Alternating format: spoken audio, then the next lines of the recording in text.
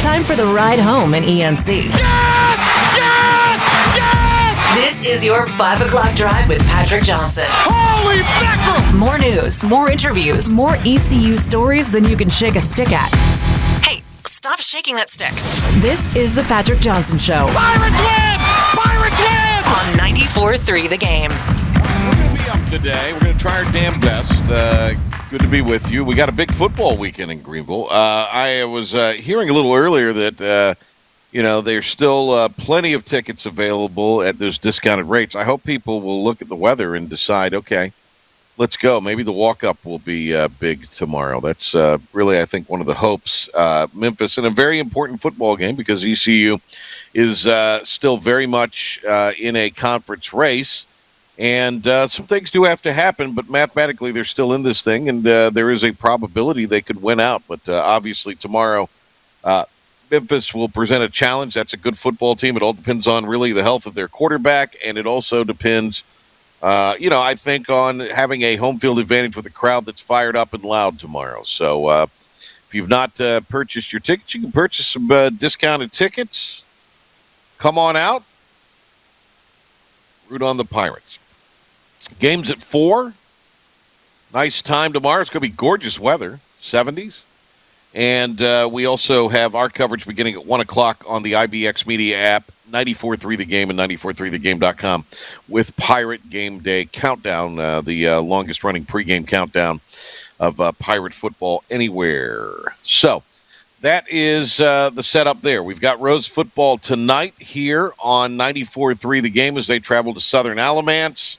And that'll be a 6:50 airtime, a 7 o'clock kick. So that is the rundown there as far as that goes. Bethany Bradsher will be on the show today. Looking forward to having Bethany in the studio.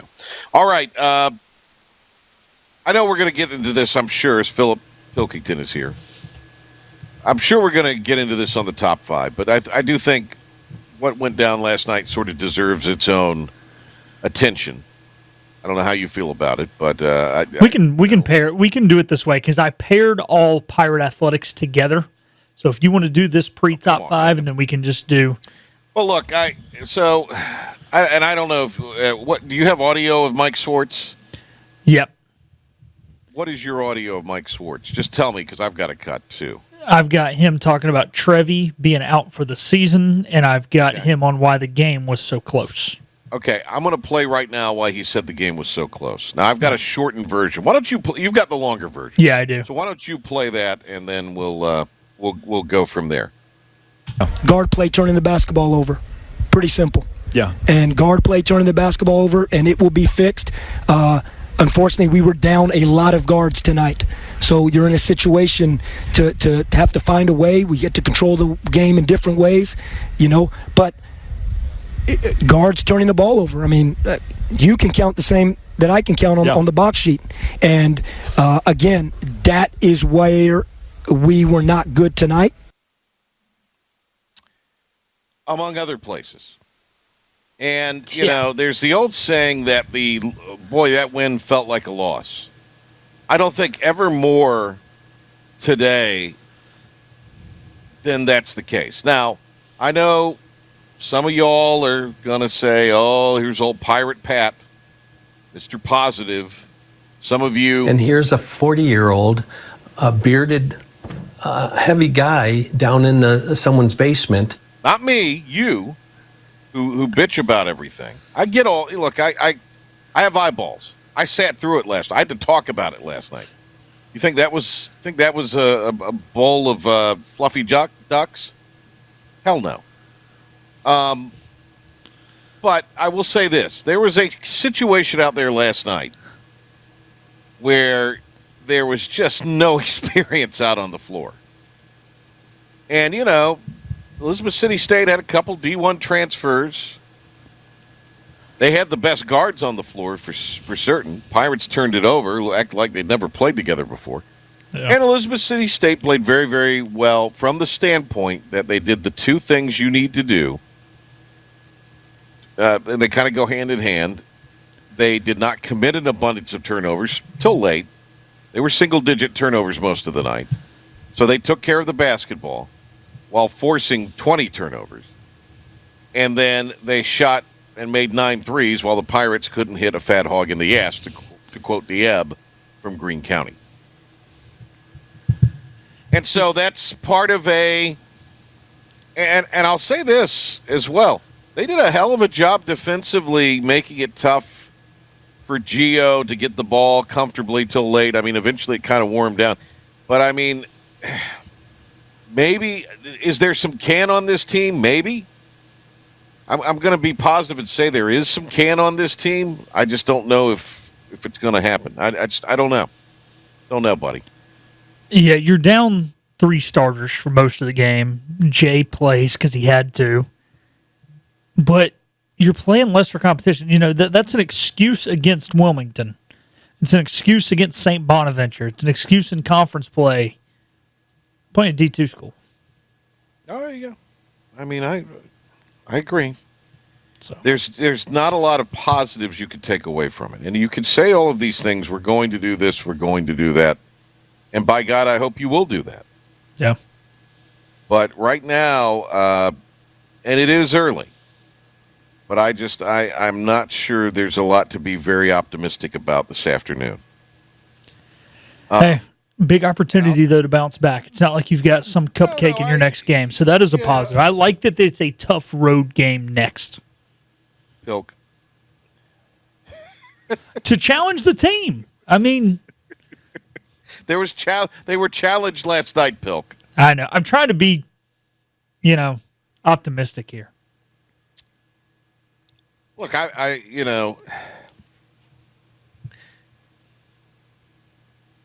people could quote metrics, people could say that, but I mean, there's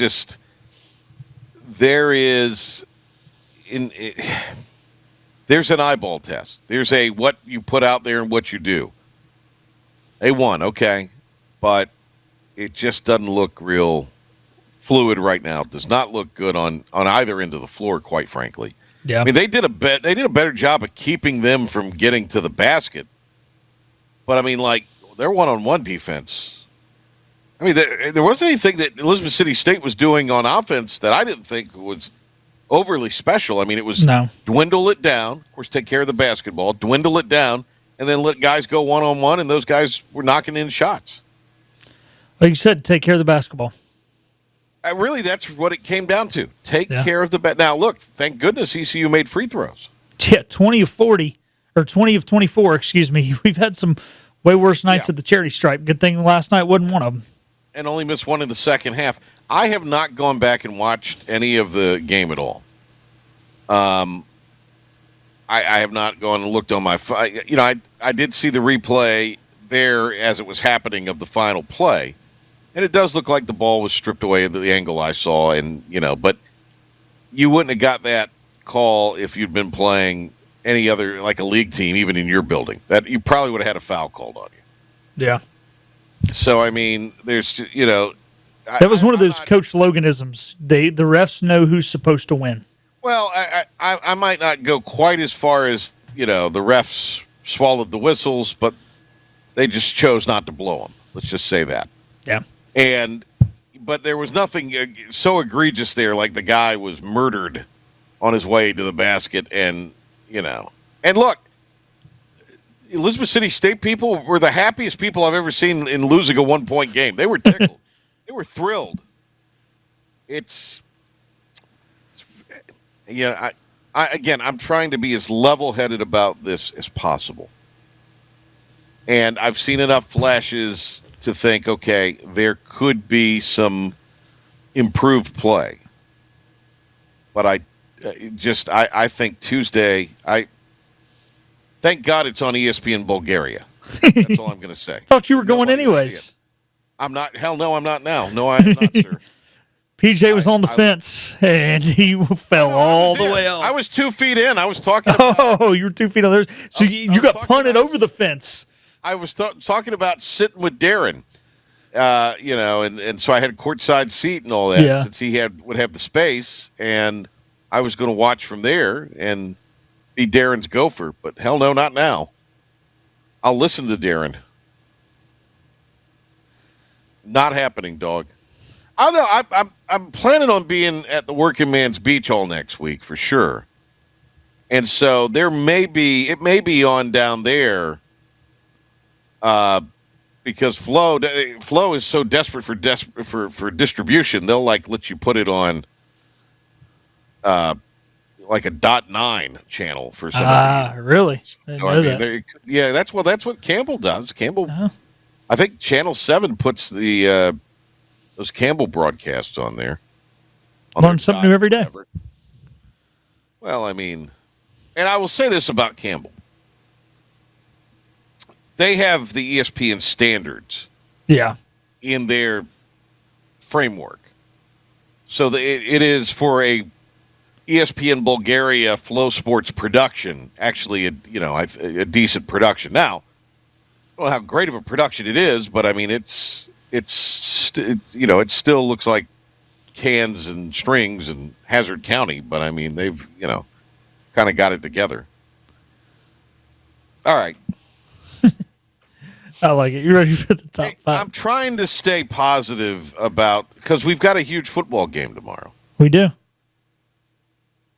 We've got a huge football game tomorrow, and we got Bethany Bradsher. All right, let's hit the top five. Let's go.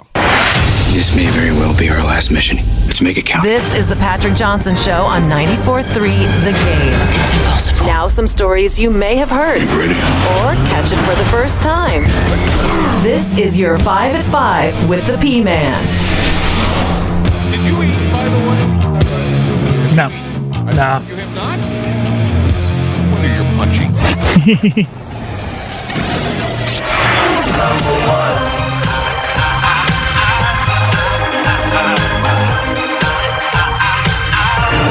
one. Will you at least eat good after the show? Oh, yeah. My parents are coming to town. I'm eating on Brian and Angie's dime. Hell yeah, I'm eating good after the show.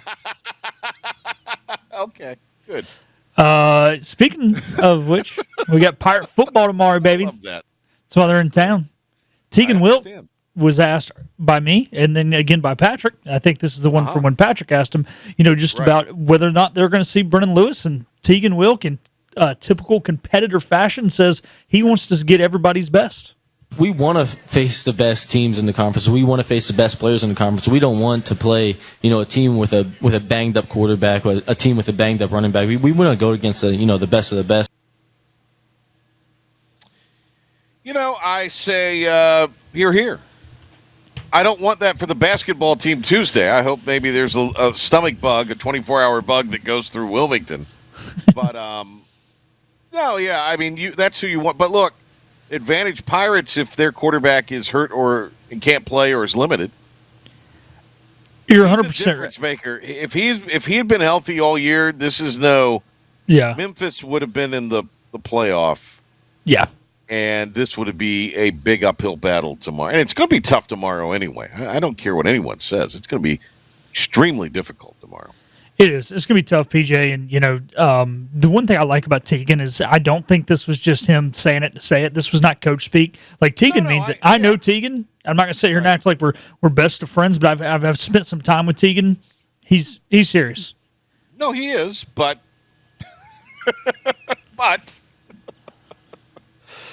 what do we have other Pirate events on the calendar? I know we do. That was all I put. I put basketball and football on there. Oh, okay. I'm sure there's more, but we got volleyball tonight and Sunday. And Sunday, senior day. Sunday at 1. It has been a rough year for the Pirates, who are without 5 people who've been were going to be key contributors or were key contributors at the time of their injuries. So they've got UAB tonight, who's playing for their postseason lives. 6 o'clock, top of the hour on ESPN Plus, with a plucky upstart named Patrick Johnson and Brittany Hoyt. Aloha. Hope you'll join us. I guess I need to press the button. Number 2. By the way, I got some more penny suggestions. You want to hear them real quick? Real quick, yeah. And nobody cares about this. Pilk, settle down. Let me find them. I got so many texts today, Pilk, you wouldn't believe the amount of text I've gotten in the last... Popular guy. Oh, no, this is just people bitching and moaning. In some cases, at me.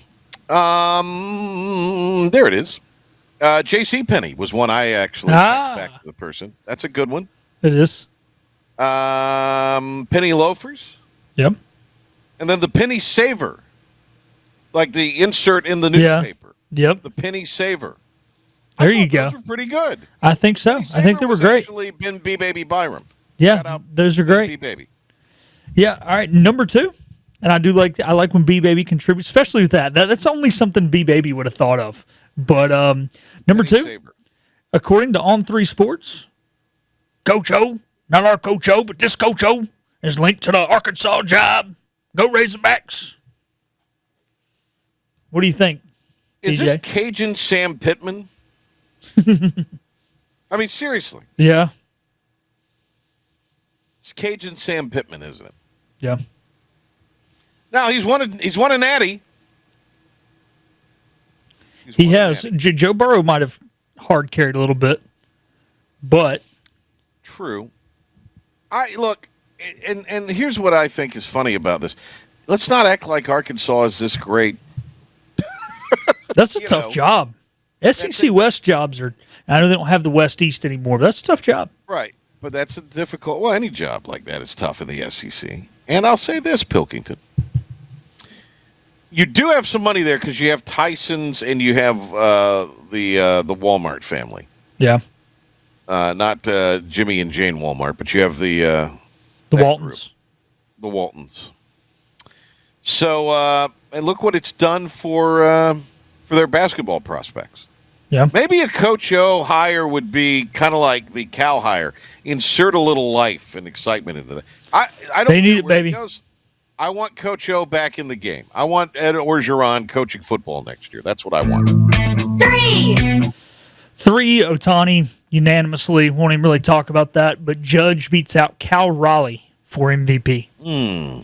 By the way, our friend and my colleague Jay Sonny Sunholder is calling a game for the SoCon this weekend.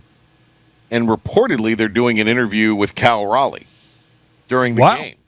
Is this a Western Carolina game, I guess? Yes, it is. Yeah, it's somebody at Western. And they could have had the AL MVP. Instead, they're going to get the runner-up to the AL MVP.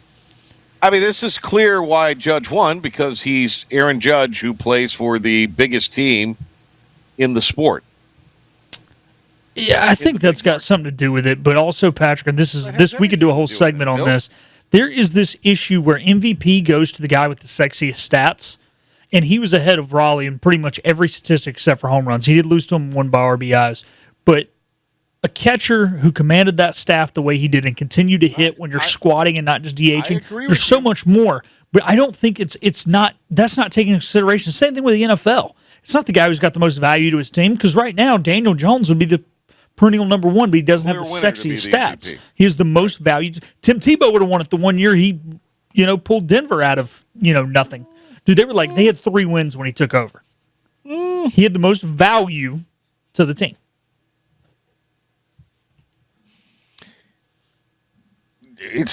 As long as Judge is upright, it's going to be hard to usurp him or Shohei. It just is. It is. Because it's a sport that needs stars, and those guys are stars. And so you give the MVP to a star. 4.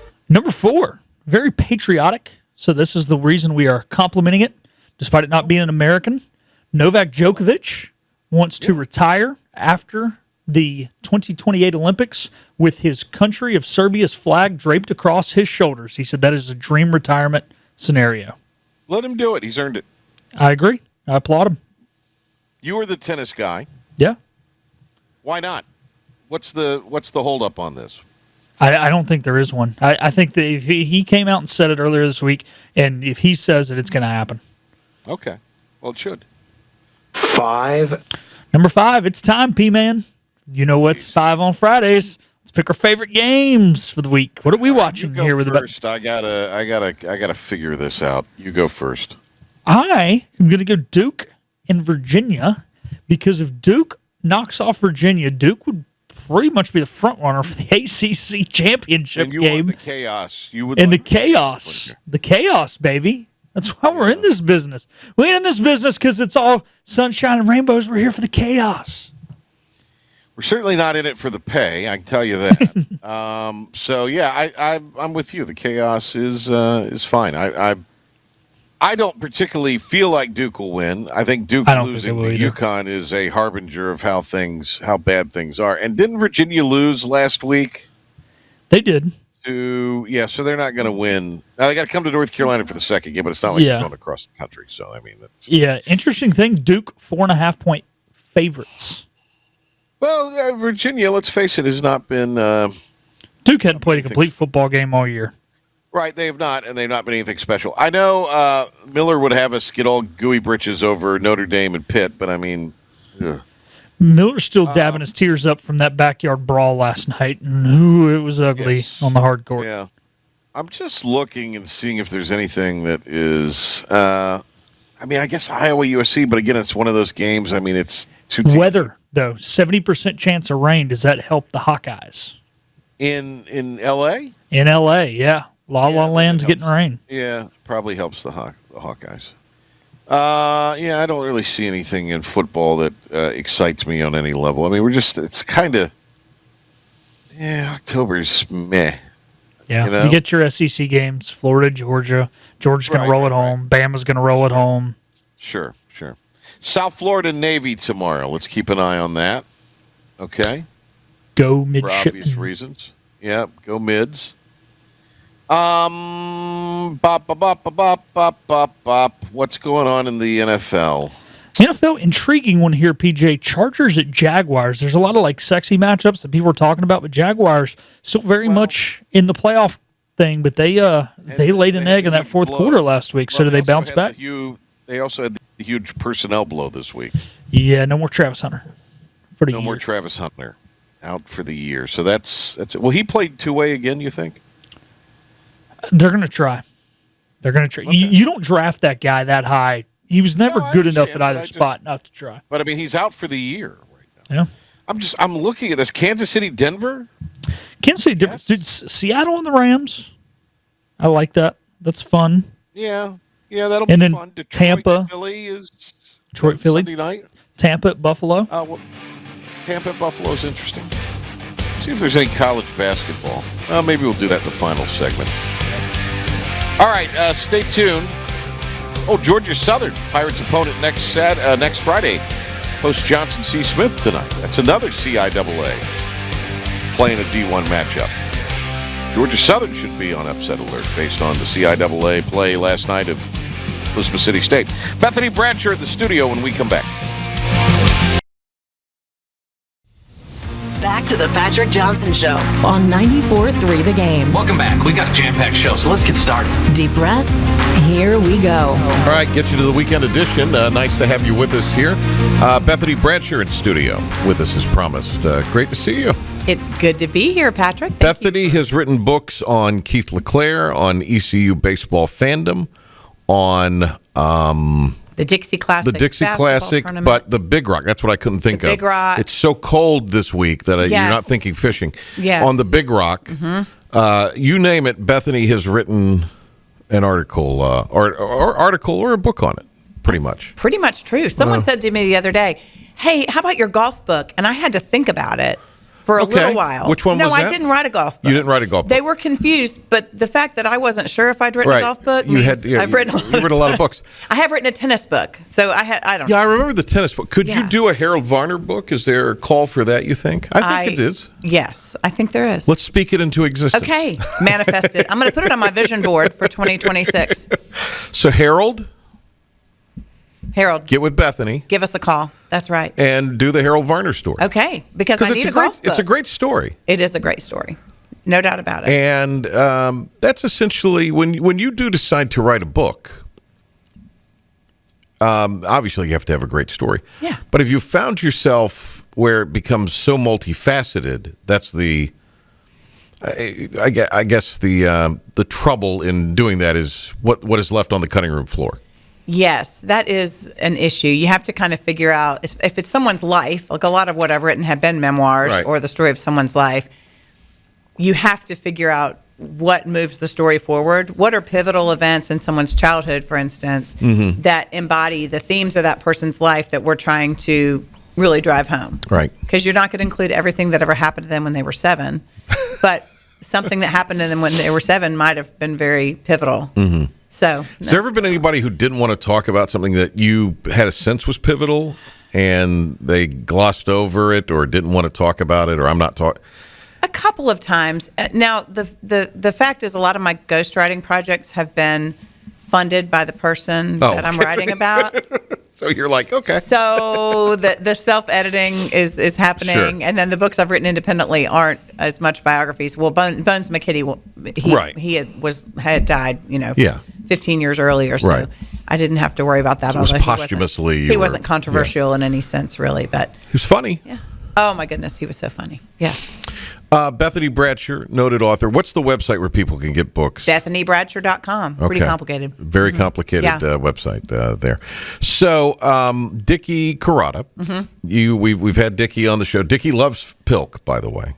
He does. Oh, he loves. Okay. All the old guys like Pilk. We have that in common. And they call him Phil. Everybody, like my dad and even Henry and Dickie, all call him. And I find it hilarious. Yes. Because he's Philip or he's Pilk or he's the ref. Yeah. Not Phil. But not to the old guys. No, the old guy. He's like one of the old guys to them. Yes. Phil. Well, I am also one of the old guys, Philip, because I write a lot of books Do they call with you and Beth for. instead of Bethany? Not that often. Okay. Not that often. But occasionally, yes. Yeah. That does. I got you.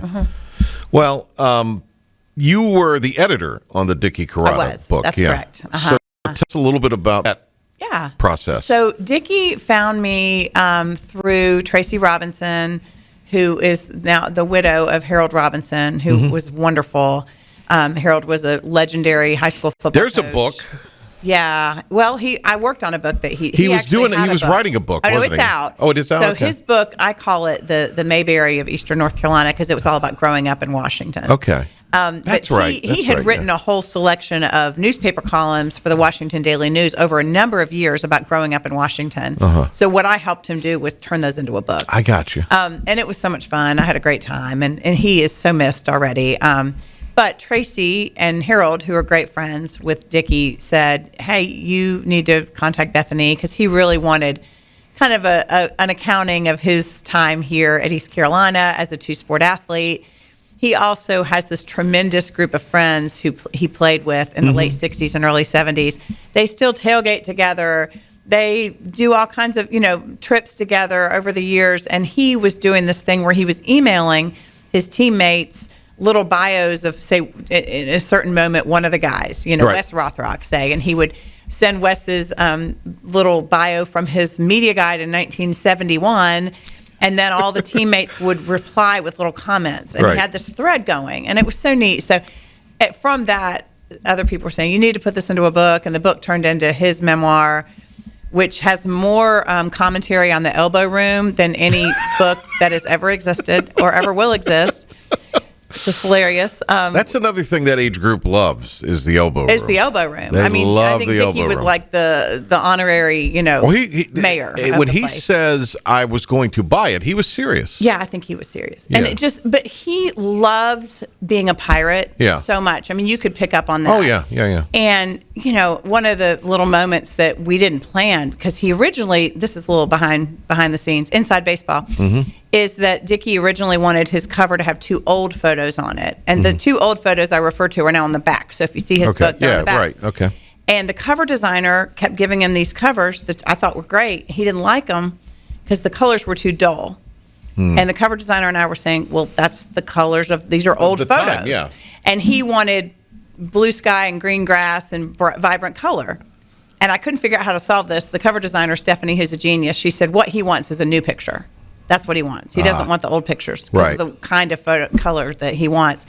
So we got permission to go out to Dowdy Ficklin on a actually kind of amazingly reasonable weather day in like early August, I think, and take his photo. And just it was so fun to be out there. We're in the middle of the field with him, and just how much that meant to him to be out there on this beautiful day and, mostly empty, but just all the memories and to take that photo. And he was so pleased with the way that all turned out. So that's the kind of thing when I'm editing for someone. Right. It's beyond editing. I call it developmental editing, but it's really ushering a book through every stage of the process until they can have it in their hand. Really were like, if you were doing a film, the producer, director, everything. Yeah. Yeah, that was true. And excuse me, he has been so thankful for it and had me and my daughter out to a tailgate for the BYU game. Right, and yeah. He's been selling books at all his, at tailgates. Sure it's so has. much fun for me to see someone with a book in their hand that they did not know how to make that a reality. Mm-hmm. And then to see people coming up that are so excited about it. Suddenly it's unleashed on the world when it was just you and your computer first. Because he was overwhelmed by the process for a little bit. I bet. And then he came out of that and started to see that there was really going to be a book. Yeah. So. He's very excited about it. Mm-hmm. And he was selling some for homecoming last week, and I'm sure we'll be selling some this week as well. So it's a great, and the thing, you realize this, and I realize this, he's got a whole second, well, I guess you do have kind of a second season with the holidays, as you know.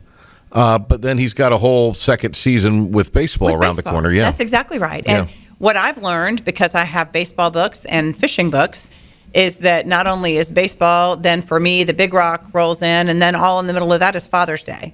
So somehow for my books, March to June is about a better season even than Christmas, which is not to say that some of you might not need Christmas gifts, and you should reach out or find me at BethanyBradsher.com. Is Dickie's book available through your site or just through? It is not through my site, but he likes to sell it through eBay online. Right. So he just wants you to search for and he his will name on sign it. So if you go to eBay and Dickie Carrata, I am a pirate. That's right. And it's also at UBE. Here in Greenville. Yeah, that's true. That's true. Mm-hmm. Bethany Bradsher with us here. What are you working on right now? I am not doing a whole lot right now. That I never say that. Everybody mark it down. I know. What is this about? I've had another editing project that just came to an end. This is kind of a unique book about Pete Maravich, but written by the guy that was his backcourt mate at Broughton High School. He's a retired lawyer from Raleigh, and so that's been a fun. It's very unique. That's not out yet, but I bet that is soon. that will do very well. Yeah, so I've learned quite a bit.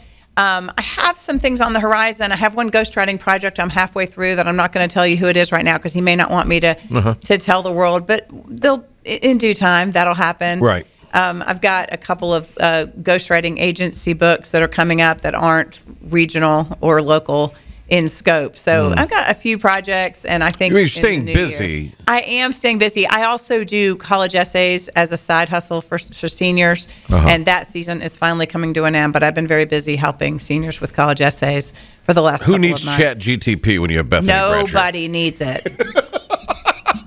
Nobody. Don't get me started, please. So, is there a book, though, that you, as Bethany Bradsher, would like to... Other than the Herald book that I've given you an idea for today. Good. I have a couple things. Okay, I'm going to say this. I don't think I've said this to you before. All right, Pilk, are you ready for this? This is this is more Bethany like a exclusive. plea. If somebody knows about this, I want them to contact me. Okay. Right. This is going to sound so random.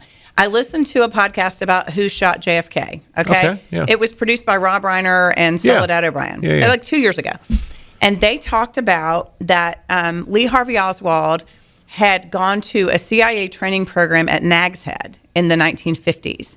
And it was designed for kind of troubled young men who they could train to turn them into fake defectors, which he famously went to Russia and, quote unquote, tried to defect. Right. And they didn't believe him, and it wasn't real, and sent him back. Right. So he went to this program. Well, of course, my brain is like, why did I not know that we had this program at Nag's Head? Right. This is in our backyard. So that's one thing. I've tried to ask a few questions. A few of my Outer Banks friends, I've been like, can we just go walk around and talk to some old timers and see if we can find people who know about this? Yeah. Oh, CIA should be easy to get lots of information. But having said that, the CIA has declassified a ton of things, even more recently, having to do with the assassination. Right. Yeah. So maybe. The other thing, sharp left turn, everyone ready, is there's never been a book about Sam Mills with the Panthers. Yeah. And I've just started. And you covered the Panthers. I did. I covered the Panthers when he was a player there. I was in the press box when he had that shovel pass interception for a touchdown, which was an amazing moment. It was the Panthers' first win. I was a beat reporter for the Panthers at the time. Yeah.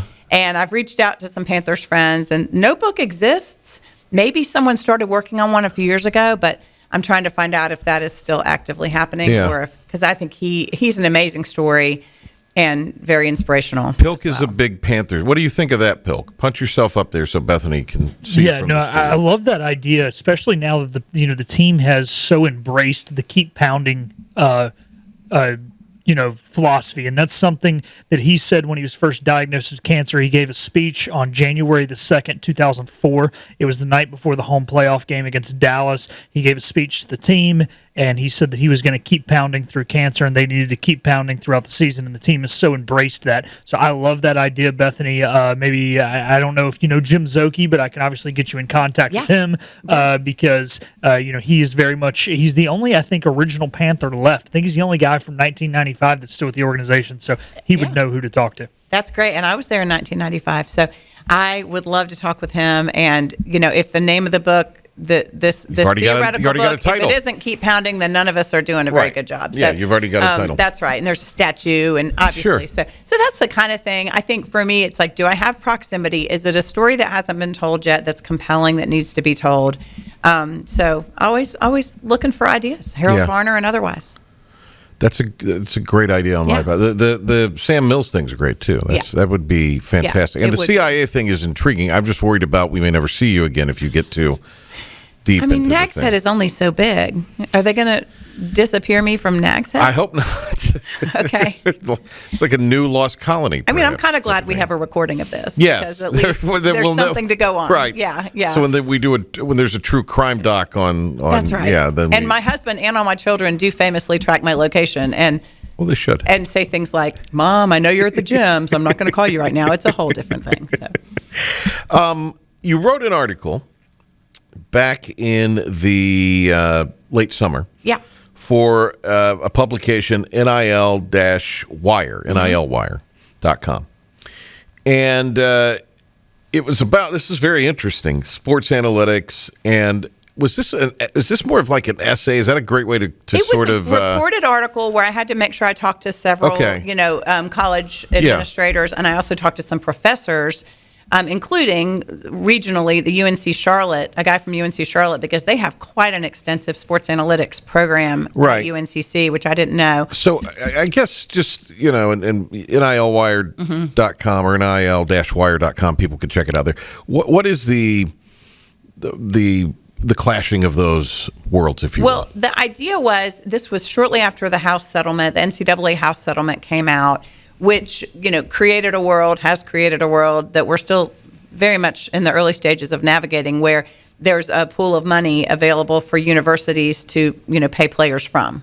Simplistic way to describe that. Right. And all the universities are trying to figure out how to do that best, optimally. And so that's a different type of analytics. I think the analytics we think of are related to performance, or like the Moneyball. That's still kind of performance, but how to choose players, how to find players. Right, yeah. Well, now you've got this pool of money and how best to distribute it. Another area I hadn't even thought of until one of the professors talked to me about it was donor relations, how to pinpoint donors, how to attract different types of donors, because you have to build up this fund. Right. And so the idea was, okay, schools that have sports analytics or even really robust computer science programs, how can they lend their students to this effort, or their graduates? And UNC Charlotte, Charlotte, what do we call them? Anyway. UNC, I think the institution name's UNC Charlotte, but it's Charlotte for the athletic. Sports. Yeah. Okay, so they are actually already have students in their program, in their master's program, I believe, that are doing these types of roles within the athletic department. So beyond, we're measuring, O2 output and quick, whatever they do from the physiological side, they're putting analytics students in various aspects of the athletic program to help them with things that really need data crunching and analysis. So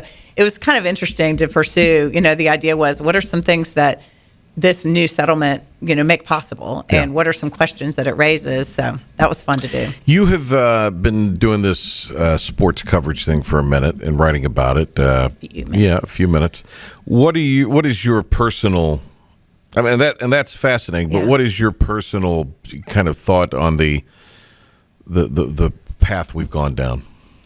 The thing Well, we're going to make a full circle to Dickie Carrata. The thing I dislike is the constant transferring. Yeah. The fact that everyone's a free agent every year in college athletics, it discounts the opportunity for a group of men in their late 70s to be best friends because they were all here together for 4 years. And the loyalty to a program and the loyalty to a school. So I think we've watered down some of the things that make college athletics special. I mean, even in the pros, you're not a free agent every year. And so it develops some sense of that. Or not everybody's a free agent. Not everybody is a free agent every year. That's right. And so because that's the chaos that exists. It is too chaotic. It's so hard on coaches. I mean, poor guys. I know they don't make any money, but but it is a really difficult landscape. And I think, we're asking young men whose brains are not fully developed to make a lot of decisions, and hopefully they have good people that are helping them do that. But a lot of them don't. A lot of them don't, and so it just feels precarious, and it feels like especially when it comes to like the transferring. There's something more needs to be done to get a hold of the situation. Them getting paid, that's not the issue as far as I'm concerned. But it's been so crazy in terms of how that's done, where the money's coming from, how it's administered. And then we had whiplash because with house settlement, suddenly the NIL collectives are gone, and it's in-house, no pun intended. But it's a whole lot going on.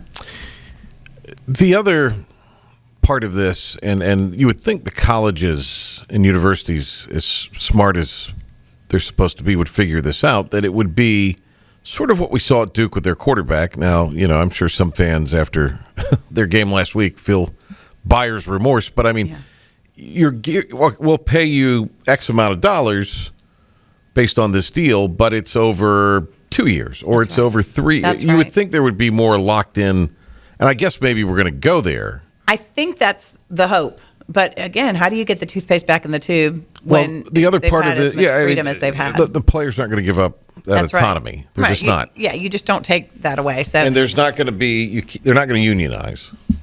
No, I don't think so. I mean, there have been some floated cases around that, but I don't think that's. But the NCAA is going to squash that. That seems to be out. And they probably don't want to be treated as employees. Probably not. Probably not. I mean, I like to write about it and speculate about it, but I wouldn't want to have to run figure out all the ins and outs. Where does that? Because you've been around these parts too a while. I mean, where does all this new world leave ECU ultimately, in your estimation? I don't know. I mean, that's the difficult thing, for a mid-major is you don't want to be a stepping stone, but we've created a world where, I mean, everyone knows, and if we have somebody who does really well in a sport, then we're just holding our breath, waiting for them to leave. And this past baseball immediate postseason was such an encouragement because some of the ones that we thought were going to leave did not. Right. But quite a few. We were surprised by a few. And that's where you hope that there's that culture and there's that loyalty and all those intangibles. And I'm old-fashioned and I believe in all that. But I know it's very tempting to go chase big money. At a mid or low major level, I talk to a lot of coaches. And kind of to a person, I can get them to campus. Yeah. I can't keep them. Right. That's right. And that's the frustration, I think, for coaches of a certain level. Mm-hmm. And the problem that the NCAA and the P4 have is they have to have these other places exist. Yeah. For their business model to work. That's right. On a lot of levels, because you got to have opponents, you got to have willing opponents, you got to have a feeder system, which is what it's turned into. You don't want it to be the D League for the P5. I mean, that's sometimes what the reality feels like. Yeah. So, it's and there's no unifying voice. That's the thing, I think. Yeah. The leadership void is incredible. Yeah. And and it's not just one conference. Mm-hmm. And the thing that fascinates me about the conferences, especially at the bigger levels, they all have the conferences have their respective agendas, but then some of their institutions have different agendas. Because I know the American has tried to get a handle on their NIL money and do that in a more collective way, and it's just not a monolith. So I don't know how you pull that off. Is it exciting for you though, as someone who lives in Greenville and has been affiliated with ECU, there's kind of exciting, meaningful football being played again. Yes, that's been very fun. Yeah. And my son is working for the athletic department currently, so he's having a great time with it. You know where he got his start, Ben? You mean this guy, Philip? Or Philip? You know where Ben got his start? No, where?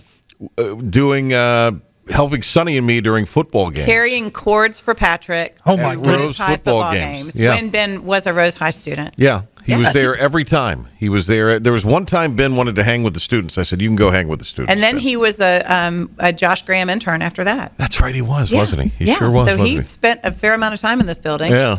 And now he's working for the athletic department. So that's been fun.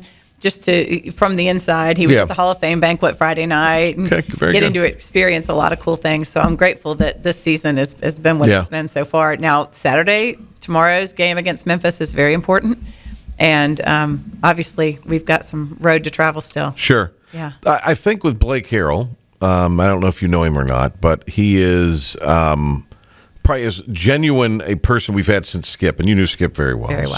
So to me, that is. The one thing that it has the feel of that era in a lot of ways. So, and that was a successful era. It was a very successful era. That was a fun time to be. That was when I was covering the team more. So. If you need a Christmas gift, BethanyBradsher.com.